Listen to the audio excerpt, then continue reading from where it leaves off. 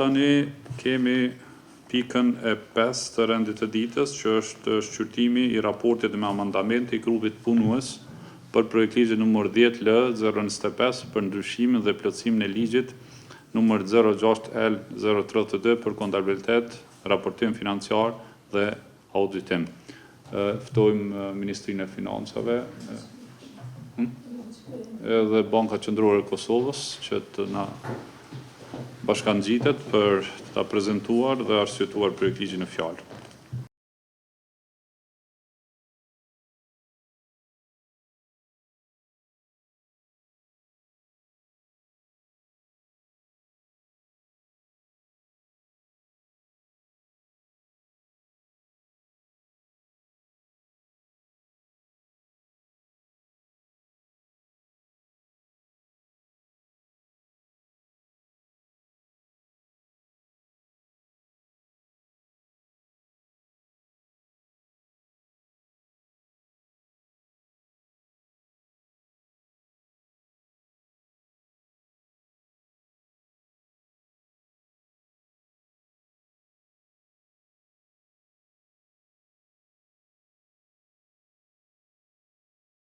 Sa i përket asaj, po besoj kryetari e sqaroi që këtu kemi të bëjmë propozimi apo projekt ligji që kemi sjellë ne, trajton kryesisht 3 çështje apo 3 tema. E para ka të bëjë me ridefinimin e asaj se çka quhet shoqata e kontabilitetit dhe detyrimin për të antarësuar në Federatën Ndërkombëtare të Kontabilitetit apo edhe mënyra tjera se si mund të certifikohet një shoqatë. Pra kjo është ridefinuar, sepse ka qenë kërkesë e sektorit. E dyta ka të bëjë me dorëzimin edhe në formë digjitale të pasqyrave financiare, gjë që e lehtëson procesin dhe rrit saktësinë e informatave. Edhe e treta ka të bëjë me masat disiplinore dhe pra marrjen e licencave apo edhe kthimin e licencave, gjë që nuk ka qenë mirë e rregulluar në të kaluarën, pra që në mënyrë që të rris edhe disiplinën, por edhe të sigurohet që auditorët ligjor edhe i nënshtrohen kritereve të etikës. Pra këto 3 kanë qenë tema dhe përderisa ka amandamente saj përket këtyre 3 tema, pra që përmirësojnë rregullimin që është propozuar, mendoj që janë të mirëseardhura. Mirë, po për të zgjeruar për këtyre 3 tema, atëherë na nevojitet që të rikthehemi dhe të ketë edhe diskutim publik për këtë çështje, sepse kërkesa që ka ardhur pra nga shoqata sindikale e punëtorëve të zyrës auditorit përgjithshëm ka të bëjë me një rikualifikim sa i përket asaj se kush mund të quhet auditor ligjor, gjë që duhet të shqyrtohet nga ekspertët, por edhe të ketë një diskutim me gjerë publik para se të ndërmarrin një hap të tillë. Pra nuk po e mohojmë a priori si çështje të tillë, mirë po mendoj që na duhet një diskutim më i gjerë se sa. Pra nuk është vetëm çështje teknike, është një ndryshim substancial i asaj se çka quhet dikush ose si mund quhet dikush auditor ligjor. Faleminderit. Faleminderit ministër. Në kryetar. Atëherë, nëse s'ka diskutime tjera, mund të filloj me votimin e amandamenteve që janë propozuar dhe votuar në grupin punues në përbërjen të cilën e lexova më lart. Atëherë, amandamenti numër 1 është në nenin 2 i projektligjit, zëvendësohet fjala riformulohet me fjalën ndryshohet. Ky ndryshim bëhet në tërë tekstin e projektligjit ku është përdorur ky term. Atëherë bëhemi gati për votim, koleg deputet. Kush është për këtij amandamenti? A ka vota kundër? A ka abstenime? Konstatoj që me 6 vota për, asnjë kundër dhe asnjë abstenim miratohet amandamenti numër 1. Kalojmë te amandamenti numër 2, që është neni 3, paragrafi 5 i projektligjit, ndryshohet teksti nga paragrafët 1 deri 3 të këtij neni në paragrafët 1, 2 dhe 3 të këtij neni. Teksti tjetër mbetet si në projektligj. Bëhemi gati për votim, koleg deputet, kush është për? A ka vota kundër? A ka abstenime? Konstatoj që me 6 vota për, asnjë kundër dhe asnjë abstenim, miratohet amandamenti numër 2. Tani jemi te amandamenti numër 3, neni 4, paragrafi 2 projektligjit, ndryshohen afatet nga 2 vjeçare, që është vetëm me tekst, në 2 vjeçare që është me numër dhe me tekst. Po ashtu, afati 3 vjeçare, do thotë që është vetëm tekst në 3 vjeçare me numër dhe me tekst. Gjithashtu 5 vjeçare në 5 vjeçare me numër dhe me tekst. Atëherë bëhemi gati për votimin e amandamentit numër 3. Kush është për? A kemi vota kundër? A kemi abstenim? Konstatoj që me 6 vota për, asnjë kundër dhe asnjë abstenim, miratohet edhe amendamenti numër 3. Jemi te amendamenti numër 4, neni 4, paragrafi 4 i projektligjit, ndryshohen afatet nga 6 mujore, që është vetëm tekst, në 6 mujore me shifër, do të thotë me numër dhe me tekst. Kush është për amendamentin 4? A kemi vota kundër?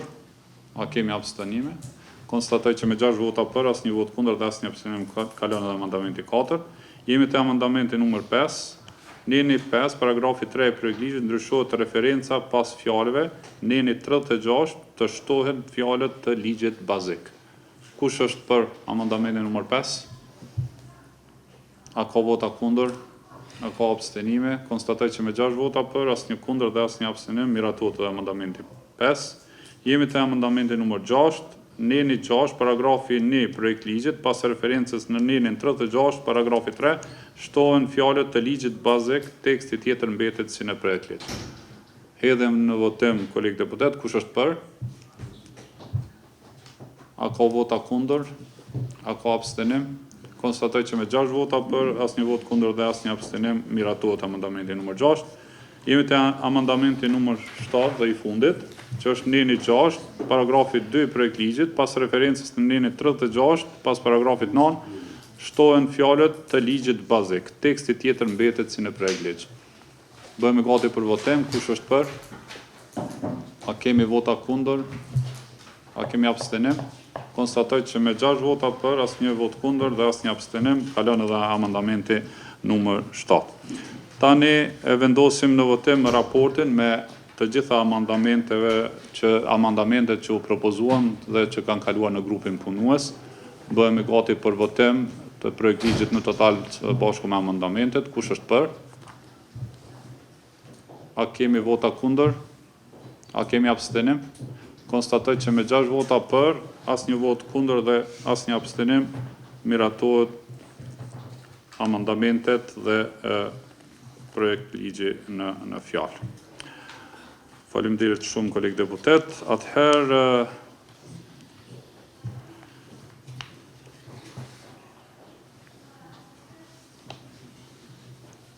pas votimit në komision, ky projektligj ju dërgohet komisioneve të përhershme për shqyrtim sipas kompetencës dhe sipas afateve që ka përcaktuar seanca e mbajtur kur është shqyrtuar në lexim të parë dhe bazë të mocionit procedural për shkurtimin e afateve, ne si komision duhet të mbledhemi nesër edhe një herë dhe të presim raportet e komisioneve tjera në mënyrë që ta përcjellim për seancë plenare, por do të njoftoheni me kohë. Faleminderit shumë. Atëherë jemi te pika tjetër e rendit të ditës, që është shqyrtimi i projektligjit numër 10/026 për shërbimet e pagesave.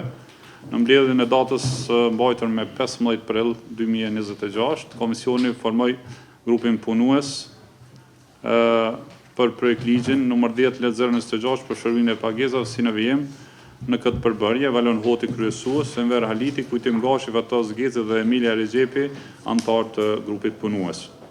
Grupi punues ka shqyrtuar projektligjin numër 10/026 për shërbimin e pagesave gjatë shqyrtimit prezant ka qenë edhe përfaqësues i Ministrisë së Financave dhe Bankës Qendrore të Republikës Kosovës. Pasi që është shqyrtuar projektligji, grupi punues nuk ka paraqitur amendamente për këtë projektligj. Unë hapi diskutimin nëse dëshiron kryesuesi i grupit punues ose nga deputet dikush nëse dëshiron fjalën. Nëse jo, nga Ministria ose nga Banka Qendrore Kosovës. Po, Ministri Turan Murati ka fjalën. Faleminderit nderuar kryetar. Shkurtimisht në lidhje me projektligjin në fjalë, po besoj fillimisht i falenderoj grupin punues, por edhe ekipet teknike në BÇK dhe në Ministri të Financave që janë marrë edhe me trajtimin e projektligjit në fjalë dhe sigurimin që kjo të jetë në harmoni me direktivat e Bashkimit Evropian, siç e kemi thënë edhe më parë, pra ky ligj është si kriter në mënyrë që të procedohet tutje me integrimin e vendit tonë në SEPA, pra është e nevojshme që ligji për shërbimet e pagesave të miratohet, prandaj edhe është e mirëseardhur çdo mbështetje për këtë ligj dhe procedimi sa më i shpejt. Faleminderit. Faleminderit ministër, nga Banka Qendrore. Nëse nuk ka, atëherë pasi që është shqyrtuar projekt ligji, grupi punuesit tash nuk ka paraqitur amendamente për këtë ligj, edhe bëhemi gati për votim. Nderuar ministra dhe ju përfaqësues BÇK-s, jeni të lirë, pasi që na ka mbet vetëm procesi i votimit, kështu që ju falenderoj shumë për prezencën edhe mirë se takohemi në raportime tjera.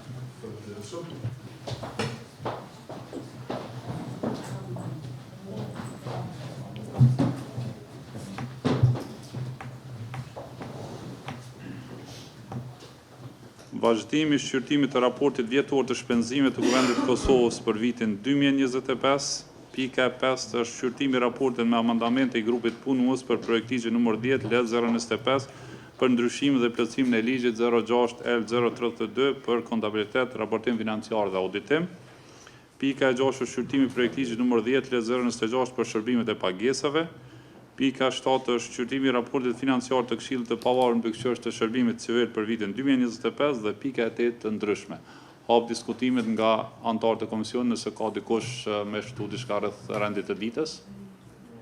Nëse jo, atëherë po deputeti Mërgim Rushtaku ka kërkuar fjalë. Faleminderit shumë. Realisht ne kam një çështje për lidhur me BÇK-n, por kisha diskutuar si çështje të ndryshme, meqenëse se nuk ka nevojë për shumë material, vetëm si diskutim. Në rregull, deputet, faleminderit.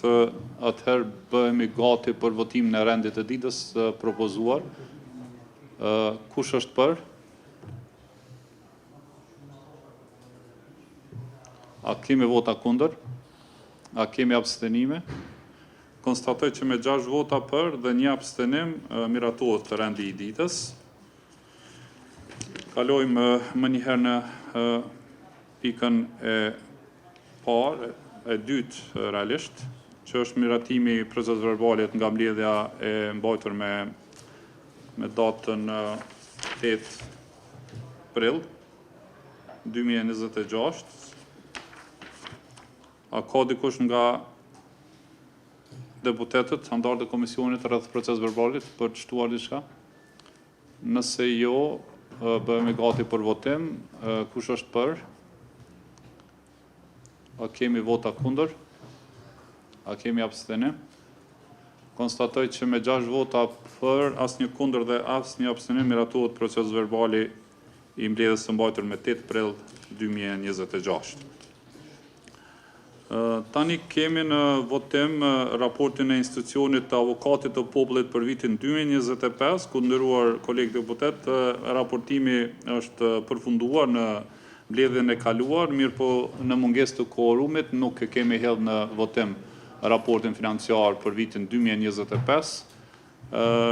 Kështu që tani si pikë të rendit të ditës se kemi vetëm votimin e raportit.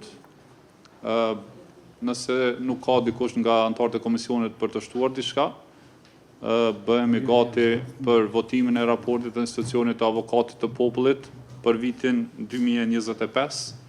Kush është për?